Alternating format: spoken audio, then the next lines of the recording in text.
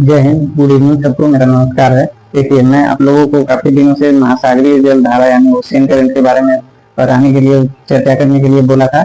हम लोग आज देखेंगे कि क्या होता है ओशियन करंट। प्रशांत महासागर में कौन कौन से जल धाराएं होती है, अटलांटिक महासागर में कौन कौन से, और हिंद महासागर में कौन कौन से। गर्म जल धारा क्या होता है, ठंडी जल धारा क्या होता है, और ये विषुवतीय रेखीय जल धारा क्या होता है, और कौन कौन है ये हमारा जो प्लैंकटन जो हमारे मछलियों का प्रमुख भोजन होता है वो कहाँ पे पैदा होते हैं ज्यादातर, वो हम आपको डिस्कस करेंगे। ठीक है, चलिए। तो हम लोग देखेंगे कि समुद्री जल धाराएं, महासागरीय या समुद्री जल धाराएं, इसको ओशियन करंट बोलते हैं। तो हमारे जो तीन प्रमुख महासागर हैं, जो अटलांटिक महासागर, प्रशांत महासागर और हिंद महासागर, ठीक है। तो उसी में जैसे कि हम लोग देखेंगे कि जल धाराएं कौन कौन से हैं। तो सबसे पहले हम लोग अटलांटिक महासागर में देख लेंगे, फिर हिंद महासागर और इसके बाद प्रशांत महासागर में। ठीक है, चलिए। तो हम लोग यहाँ पे अगर हम लोग देखेंगे ध्यान से, तो यहाँ पे उत्तरी अमेरिका आता है, ठीक है, नॉर्थ अमेरिका। नॉर्थ अमेरिका में आपका यहाँ पे कनाडा। ये रफ स्केच में बना रहा हूँ ताकि बस आपको समझ में आ जाए कि, ठीक है, ठीक है। यहाँ पे कनाडा के साथ अलास्का होता है, और यहाँ पे थोड़ा सा ऊपर बनाने की जरूरत है ताकि पूरा आप लोगों को दिखाई देगा, है ना। और थोड़ा सा छोटा भी रखेंगे। सबसे पहले तो हम काम करते हैं 0 डिग्री यानी विषुवत रेखा खींच लेते हैं, ठीक है। 0 डिग्री, ठीक है। 0 डिग्री लाइन से इक्वेटर जिसको बोलते हैं, पृथ्वी को 2 बराबर भागों में ऊपर नीचे बांटती है इक्वेटर वाली लाइन, और देशांतर की भी 0 और 180 डिग्री वाली। मतलब देशांतर तो हर एक रेखा पृथ्वी को 2 भागों में बांटता है। खैर अभी हमारा वो टॉपिक नहीं है, बस हमारा टॉपिक जो है वो ओशियन करंट है, ठीक है। तो यहाँ पे हम लोग उत्तरी अमेरिका बना दें, तो ठीक है, ये उत्तरी अमेरिका कुछ ऐसा, ठीक। यहाँ पे कनाडा, अमेरिका। हमारा मेन मकसद कंट्री को समझना नहीं बल्कि उसके बगल के जो महासागर है उसको समझने का है, ठीक। तो इसलिए हम कुछ ऐसा बना रहे हैं, ठीक है। अच्छा, यहाँ पे हम दक्षिणी अमेरिका बना दें, ठीक। मान लीजिए ये दक्षिणी अमेरिका है, साउथ अमेरिका, ठीक है, साउथ अमेरिका, ठीक है। अच्छा, इधर हम लोग अफ्रीका, अफ्रीका बना देते हैं। अफ्रीका के बीच बीच से इक्वेटर भी जाती है, इसलिए ये थोड़ा कुछ इस तरीके से रहेगा। और इधर आपका ऊपर में यूरोप और एशिया, मतलब यूरेशिया, ठीक है। यूरोप और एशिया, ठीक। सबको एक हाथ ही बना दे। इधर आपका एशिया को भी बना देते हैं। एशिया में यहाँ पे भारत हो गया, ठीक है। इधर मान लीजिए कि पूरा कुछ यूरोप का है और एशिया यानी रूस का, और भारत वाला इधर ऐसा हो गया। इधर आपका जो गल्फ कंट्री है वो सब आ गए, अरब कंट्री, ठीक है। इधर आपका एशिया के साथ ही यूरोप लगा रहता है, तो हम यहाँ पे लिख भी देते हैं नाम भी। इधर नॉर्थ अमेरिका, इधर साउथ अमेरिका, इधर आपका अफ्रीका हो गया, और इधर आपका हो गया एशिया, ठीक है, एशिया, ठीक। अब देखिए एशिया का कुछ ये इंडोनेशिया वगैरह इधर रहेगा, और इधर हम लोग ऑस्ट्रेलिया देखते हैं, ठीक है। चलिए, अब हम लोग देखेंगे ये हमारा अटलांटिक महासागर है, ठीक है। दिख नहीं रहा होगा पानी, बस ये मानिए अज्यूम करिए कि अटलांटिक महासागर है, अटलांटिक ओशियन। अब अटलांटिक ओशियन में क्या होता है कि हमारा सबसे पहले हम आपको बताए थे कि विषुवत रेखा के आसपास 5 डिग्री ऊपर और नीचे, ठीक है, 5 डिग्री ऊपर और नीचे विषुवत रेखा के, वहां पे डोल्ड्रम होता है, मतलब बहुत ही शांत क्षेत्र होता है, वहां पे कोई भी जलधारा नहीं होती। डोल्ड्रम का मतलब शांत क्षेत्र होता है, ठीक। तो 5 डिग्री ऊपर नीचे तो कोई जलधारा उत्पन्न नहीं होगी। अच्छा, जलधारा उत्पन्न कैसे होती है? तो जलधारा उत्पन्न होने का कारण है, पहला तो जो हमारा ये जो पूर्वा पवनें होती हैं, पछुआ पवनें होती हैं, और व्यापारी पवनें जो होती हैं, उनके प्रवाह की वजह से जल का भी प्रवाह होता है। दूसरा, समुद्र में या महासागरों में लवणता में यानी सॉलिनिटी में डिफरेंस के कारण आप देखेंगे कि प्रशांत महासागर का जो सॉलिनिटी है वो कम है, अटलांटिक महासागर का उससे ज्यादा है, और हिंद महासागर का भी कम है। प्रशांत महासागर का सॉलिनिटी कम होने का रीजन है कि बहुत ही ज्यादा बड़ा है, मतलब पानी बहुत ही ज्यादा है उसमें, ठीक। 1/3 तो पानी, मतलब पूरे वाटर का 1/3 तो सिर्फ प्रशांत महासागर में, इसलिए उसका।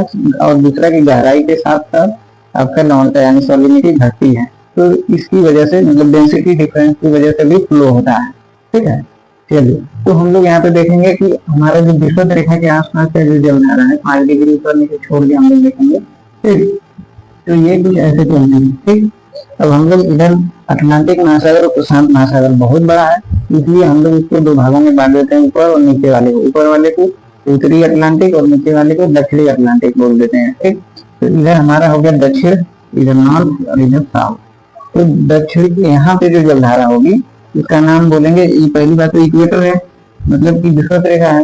तो विषुवत रेखा के दक्षिण हिस्से में तो दक्षिण विषुवतीय जलधारा, ठीक है, दक्षिण विषुवतीय अटलांटिक जलधारा, क्या बोलेंगे दक्षिण अटलांटिक विषुवत रेखीय जलधारा, हम क्या बोलेंगे दक्षिण अटलांटिक विषुवत रेखीय जलधारा। ठीक है, दक्षिण अटलांटिक विषुवत रेखीय जलधारा, जलधारा की ही बात कर रहे हैं, इसलिए हम लोग जलधारा बार बार नहीं लिखेंगे। ठीक, अब देखिए ये जलधारा जैसे जैसे आगे बढ़ती है, ठीक है, हम लोग एक काम करेंगे कि जलधाराएं देखिए बेसिकली दो प्रकार की होती है, एक गर्म जलधारा और एक ठंडी जलधारा। हम इनको लिख नहीं रहे हैं, हमारी बातों को आप लोग समझिएगा, सुनिएगा, डायरेक्ट हम जलधारा का यहाँ पे दिखाएंगे डायरेक्शन। ठंडी जलधारा क्या होती है, जो अपने ध्रुव, पृथ्वी के ध्रुवों से जो जल का प्रवाह आता है वो ठंडी जलधारा होती है, और जो विषुवत रेखा के आसपास से होके जाती है उनको गर्म जलधारा कहते हैं। क्योंकि इस रीजन सीधा सीधा है कि विषुवत रेखा के आसपास तापमान बहुत ज्यादा होता है, सूर्य की किरणें सीधी पड़ती है, इसलिए वहाँ तापमान ज्यादा होता है, तो पानी वहाँ का ज्यादा गर्म रहेगा। और ध्रुवों पर तिरछी है, किरणें पड़ती है सूर्य की, तो वहाँ पे तापमान कम होता है और ध्रुवों पर बर्फ होने का जमा रहता है। तो इधर से जो होकर वाटर आएगा पानी या समुद्र की धारा वो ठंडी रहेगी, कॉमन सी बात है, और जो विषुवत रेखा के पास रहेगा वो गर्म रहेगा। ठीक, अच्छा एक चीज और जान लीजिए कि जो जब दो जलधाराएं सेम डायरेक्शन में चलती हैं, ठीक है, ये विपरीत, मान लीजिए कि ये हमारी ठंडी जलधारा है, इसमें दिन से ठंडी जलधारा को रेड यूज करेंगे गर्म जलधारा के लिए। तो जब दो जलधाराएं एक दूसरे के विपरीत आती हैं, ठीक ना, एक दूसरे के विपरीत आती हैं, तो उनका जो ये रिलेटिव स्पीड है वो घट जाता है। रिलेटिव मतलब जानते हैं सापेक्ष गति, हिंदी में बोलते हैं, ठीक है, तो घट जाता है। तो उस घटने के बाद स्पीड कम होगा तो उसको बोलते हैं प्रवाह, यानी इंग्लिश में ड्रिफ्ट बोलते हैं। अगर दो जलधाराएं सेम डायरेक्शन में जाएंगे, मान लीजिए ये भी जलधारा जा रही है, ये भी जलधारा जा रही है, तो इसको बोलते हैं हम लोग स्ट्रीम, ठीक है, स्ट्रीम बोलते हैं।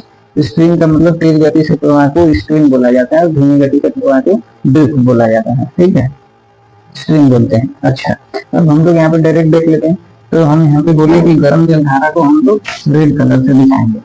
तो रेड और ब्लैक हम दोनों यूज कर लेंगे गर्म के लिए, ठंडी के लिए केवल ठंडी जलधारा के लिए ग्रीन का यूज करेंगे। ठीक है, तो हम लोग यहाँ पे दिखा रहे थे दक्षिण अटलांटिक विषुवत रेखीय जलधारा, तो क्योंकि ये गर्म है, विषुवत रेखा के पास है, दक्षिण अटलांटिक विषुवत रेखीय जलधारा। ठीक है, ये हमको एक तरह से अवधि करके लिखी है तो आप समझ लेंगे।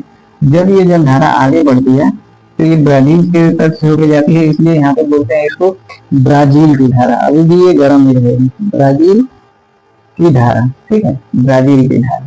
ठीक, आगे जब बढ़ती है ये ब्राजील की धारा थोड़ा आगे, ठीक है, तो यहाँ पे हम आप लोगों को बताए थे कि फॉकलैंड द्वीप है, दक्षिण अमेरिका के सबसे नीचे आप देखेंगे फॉकलैंड द्वीप, वहां से एक जलधारा आती है जो कि ठंडी जलधारा होती है। ठीक है, फॉकलैंड से आती है जो कि ठंडी जलधारा होती है।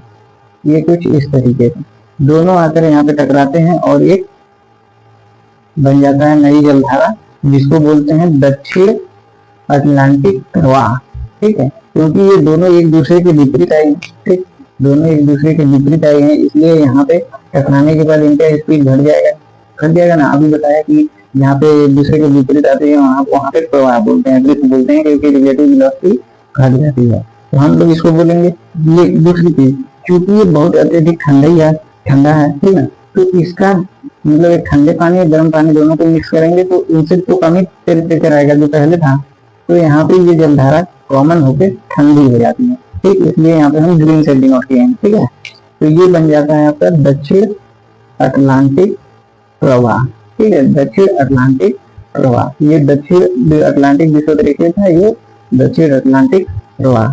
जब ये जलधारा आगे जाती है तो यहाँ पे अफ्रीका के तट से टकरा के और यहाँ पे बना देती है आपका ये गिनी या फिर ये वेनेजुएला, ठीक है ना।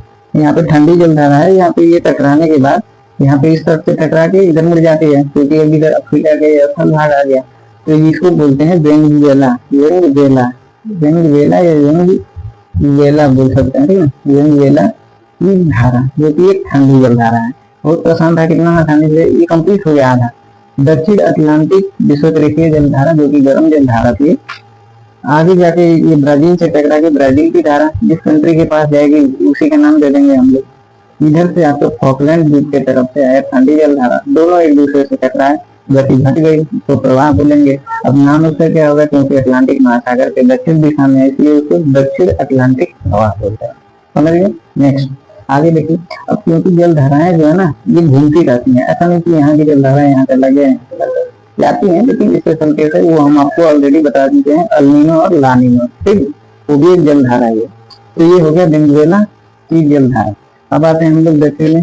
तो यहाँ पे हम बताए थे कि जो विषुवत रेखा के पास जल धारा रहेगी वो तो गर्म रहेगी, ठीक है, गर्म। ये है उत्तरी अटलांटिक विषुवतीय जल धारा, इसका नाम हम अब लिख नहीं रहे हैं, आप लोग समझ लीजिएगा। उत्तरी क्योंकि अटलांटिक के उत्तर साइड में है, अटलांटिक विषुवत रेखा के पास है इसलिए उत्तरी अटलांटिक विषुवतीय जल धारा। अब ये जो है यहाँ पे आप क्यूबा देखेंगे, क्यूबा कंट्री है, ठीक है, क्यूबा की राजधानी हवाना, टकरा के यहाँ पे दो भागों में बढ़ जाती है, ये दो भागों में बढ़ जाती है, ठीक है। ये छोटे एक का नाम आपका होता है एंटीलीज की धारा। एक्चुअली आज क्या है, कैरेबियन सागर में जो भी कंट्री है, कैरेबियन सागर कहाँ है तो उत्तरी अमेरिका के पास जो नीचे है, जो आपका ये उत्तरी अमेरिका के नीचे के जो कैरेबियन सागर है उसमें जो भी बड़े देश हैं उनको ग्रेटर एंटीलीज बोला जाता है, और जो छोटे कंट्री हैं, ठीक ना, इनको बोला जाता है, जैसे हैती वगैरह, इनको बोला जाता है ये लिटिल एंटीलीज, ठीक है। तो इसको बोला जाता है ग्रेटर एंटीलीज, क्यूबा ग्रेटर एंटीलीज नाम। तो उसे टकराने के बाद एक एंटीलीज की धारा और दूसरा फ्लोरिडा की धारा। फ्लोरिडा क्योंकि यहाँ पे अमेरिका का फ्लोरिडा वाला ये एरिया है जहाँ पे अमेरिका अपना नासा द्वारा सैटेलाइट छोड़ता है, फ्लोरिडा के पास, ठीक है। तो ये हो गया आपका एंटीलीज,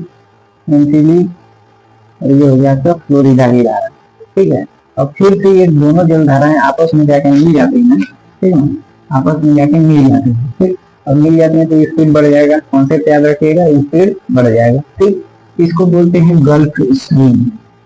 स्ट्रीम का नाम यहाँ पे आया क्योंकि आपका स्पीड बढ़ जाता है तो इसको स्ट्रीम बोला जाता है, गल्फ स्ट्रीम। गल्फ क्योंकि ये खाड़ी, एक तरीके से कैरेबियन सागर या कहिए या फ्लोरिडा की खाड़ी कहिए, इधर से आ गई है गल्फ, ठीक है।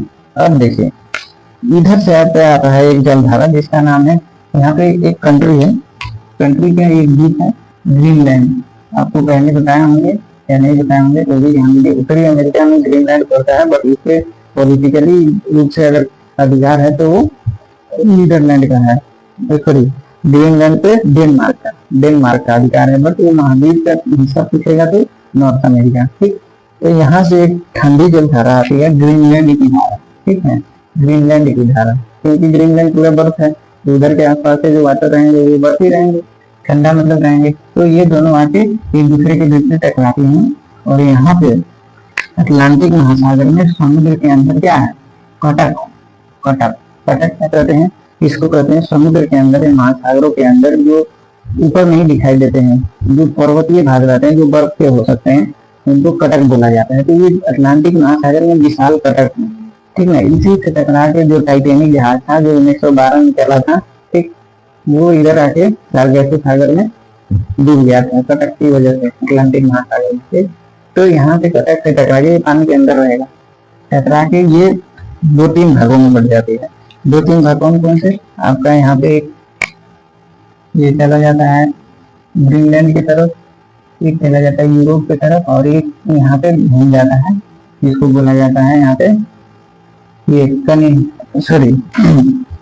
बेरिंग, एक का नाम ये ग्रीनलैंड की धारा तो ये थी, ठीक है, सॉरी माफ करिएगा, ये थी लेब्राडोर की धारा, लेब्राडोर, ठीक है, लेब्राडोर की धारा एक ठंडी जल धारा है। ये जो मीटर में जा रही है इसको बोलते हैं ग्रीनलैंड की धारा, ग्रीनलैंड की धारा, ठीक है।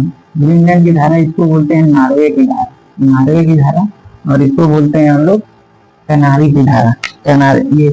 ये ग्रीनलैंड की धारा, नॉर्वे की धारा, और इसको बोलेंगे हम लोग कनारी की धारा। कनारी की धारा एक ठंडी जलधारा है, तो इसको हम लोग यहाँ पे ग्रीन से दिखाएंगे। अभी बताते हैं कि ठंडी जलधारा क्यों है। तो फिल्म में देखिए क्या होता है कि जब लेब्राडोर की धारा यहाँ पे आके टकराती है गल्फ स्ट्रीम से, तो यहाँ पे कुछ टेम्परेचर तो इसकी घटाएगी गल्फ स्ट्रीम की। टेम्परेचर घटने के बाद ये ग्रीनलैंड के साइड में चला जाता है, ये नॉर्वे गर्म रहेगी। ये क्या है कि नीचे आते आते इसका टेम्परेचर कुछ घट जाता है, ठीक है ना। कनेरी की धारा घट जाता है, घटते समय की जब वाटर बहुत ज्यादा दूर तक ट्रेवल कर लेगी तो अपने आप ही हीट डिसिपेट करती रहेगी और ठंडी हो जाएगी, ठीक। और ये भी जलधाराएं ऐसा नहीं है कि हमेशा गर्म रहेंगी, आगे जैसे जैसे जाएंगे धीरे धीरे हीट डिसिपेट करके अपना लास्ट में जम भी जाती है। तो इसे कैसे ये बताते हैं। देखिए यहाँ पे नॉर्वे की जो धारा है ये आगे जाती है, तो आप देखेंगे कि इधर रूस देखने को मिलेगा, ठीक है। रूस का आपका एक पोर्ट है जिसका नाम है ये क्या नाम मुर्मुक्ष बंदरगाह। आप मास्को के सीधे ऊपर जाएंगे तो इधर आपको ऊपर में मिलेगा मुर्मुक्ष बंदरगाह, ठीक है।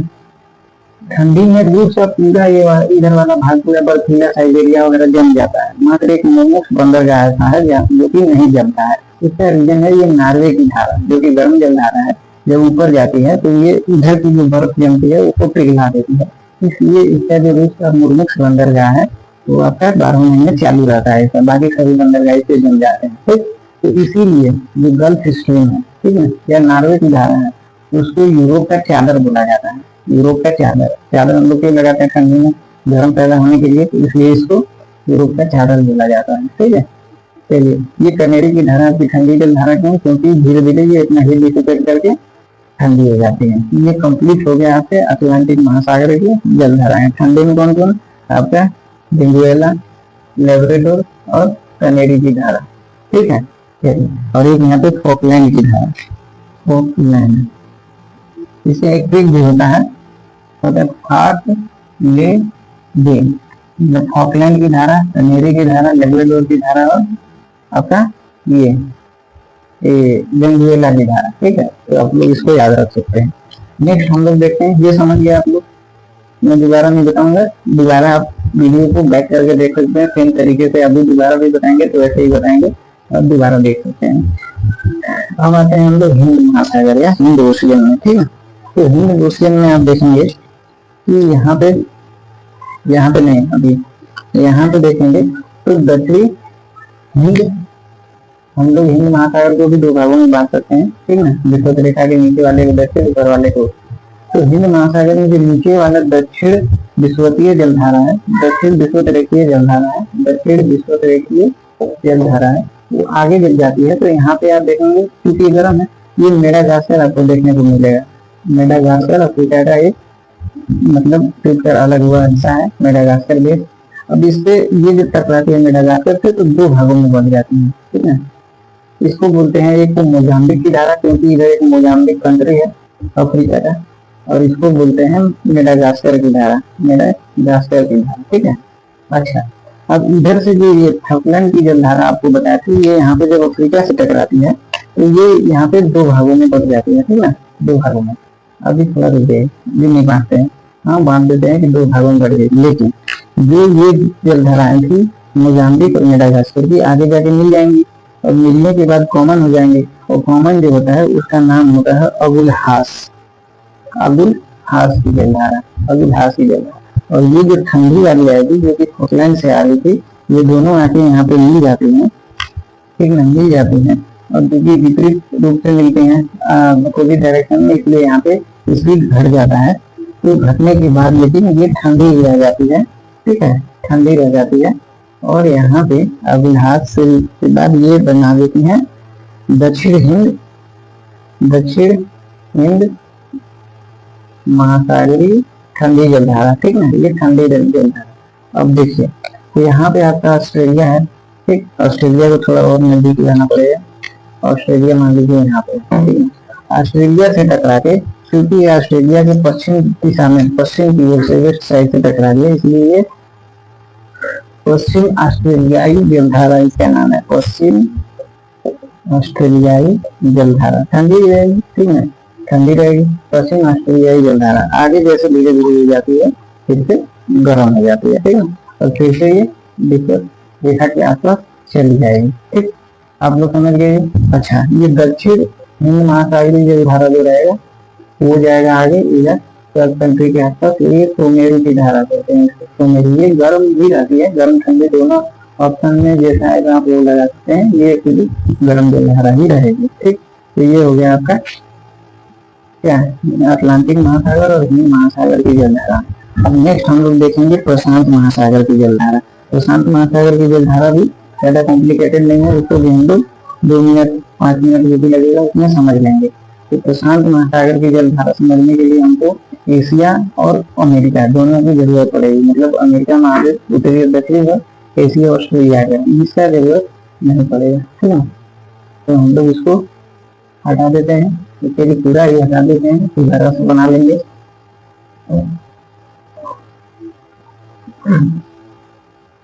क्वेश्चंस बना के रखिएगा तभी आप समझ पाएंगे, अदरवाइज दिमाग से भी ये बहुत जल्दी उतर जाता है, ठीक है। इसको याद भी रखना पड़ता है।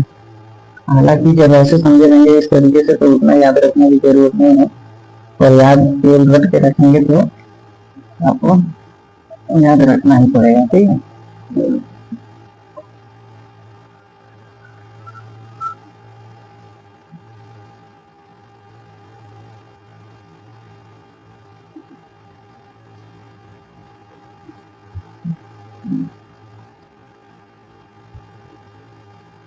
ज्यादा आइडिया में कवर करिए, इसलिए सीधा हटाना पड़ रहा है ना, ठीक है।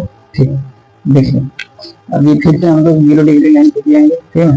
0 डिग्री लाइन इस बार रेड कलर से खींचते हैं ताकि पता चले कि इसके आसपास की जो भी जलधारा रहेगी वो गर्म हो जाएगी, ठीक। तो हम लोग यहाँ पे एशिया एक बार इधर बनाते हैं, उत्तरी अमेरिका दक्षिणी अमेरिका, क्योंकि पूरी पृथ्वी गोल है। तो उस समय हमने ये प्रशांत महासागर को बीच से बांट दिया था, अभी हम लोग अटलांटिक महासागर को बीच से बांट के 2 तरफ कर दे रहे हैं। तो हमारा एशिया जो है वो इधर आ जाएगा, एशिया में इधर भारत, ठीक है। भारत इधर पूरा मान लीजिए एशिया है, चाइना इधर, इधर आपका ऑस्ट्रेलिया रहेगा, ठीक है, ऑस्ट्रेलिया हो गया, इधर आपका इंडोनेशिया हो गया, ठीक। अच्छा, इधर आपका उत्तरी अमेरिका, ठीक, इधर आपका दक्षिणी अमेरिका, ठीक है।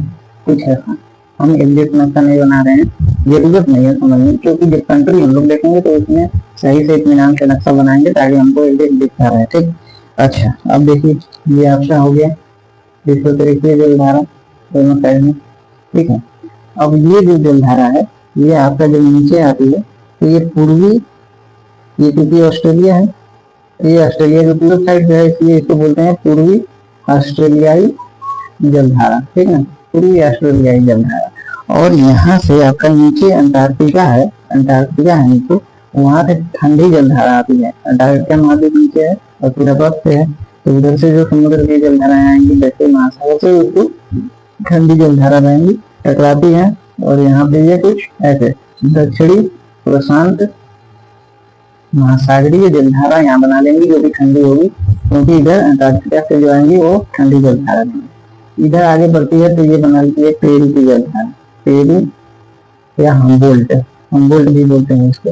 पेरू की जलधारा एक ठंडी जलधारा है, और सब पूछा जाता है एग्जाम में, ठीक।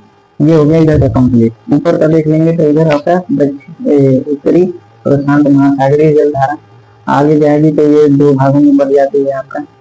कौन कौन सा, एक है आपका इधर क्या बोलते हैं ये, हाँ, इधर आपका आ जाता है ये सुसीमा, सुसीमा, ठीक है, सुसीमा की जलधारा। इधर क्योंकि जापान है, जापान और एक चीज और बता दें आपको, जापान और कोरिया के बीच में जो जलसंधि है, ठीक है ना, ये पीला सागर और जापान के सागर, उसमें सुसीमा जलसंधि है, इसलिए यहाँ पे सुसीमा की धारा बन जाती है, सुसीमा की जलधारा। और एक यूरेशिया, यूरेशियो की धारा, ठीक है, यूरेशियो नाम है, कुछ नहीं कर सकते, जो नाम है वो ही लिखना पड़ेगा। यूरेशियो की जलधारा दोनों गर्म रहेगी। ऊपर से आपका आएगा, ठीक है, यहाँ पे आप बर्फोयास से, यहाँ रसिया में है इसलिए इधर पे एक बर्फोयास सागर भी है, और इधर से आती है बर्फोयांश की ठंडी जलधारा, ठीक है, एक बर्फोयांश की ठंडी जलधारा। और एक आती है क्यूराइल, क्यूराइल की ठंडी जलधारा। एक दोनों आप इधर से सुषमा इधर से यूरेशिया टकराती है, ऊपर से बर्फ और टीराई टकराती है, ठीक है ना, और आगे बढ़ती है तो ये गर्म हो जाती है और ये अलास्का की तरफ चली जाती है, जिसको अलास्का की जलधारा बोलते हैं। ठीक है, ये अलास्का। ठीक, ये जलधारा जब आगे बढ़ेगी तो यहाँ पे फ्लोरिडा आप लोग जानते होंगे, इधर आपका फ्लोरिडा है, ये फ्लोरिडा के साइड जाती है और ये फ्लोरिडा की ठंडी जलधारा बनाती है। ठीक है, तो ये हो गया पूरा प्रशांत महासागर की जलधारा। बहुत आसान था। आपका पूर्वी अटलांटिक सॉरी पूर्वी ऑस्ट्रेलियाई जलधारा, नीचे से आपका अंटार्कटिका की जलधारा आती है, दक्षिण प्रशांत महासागरीय जलधारा पर जाएगी, फ्रेडी या हम्बोल्ट की जलधारा ये घूमती रहेगी। इधर आपका उत्तरी प्रशांत महासागरीय जलधारा, इधर सुषमा और टीराई दो भागों में बढ़ जाएंगे, सुषमा और टीराई से उत्तर से बर्फ और टीराई की जलधारा दोनों टकराएंगी, आगे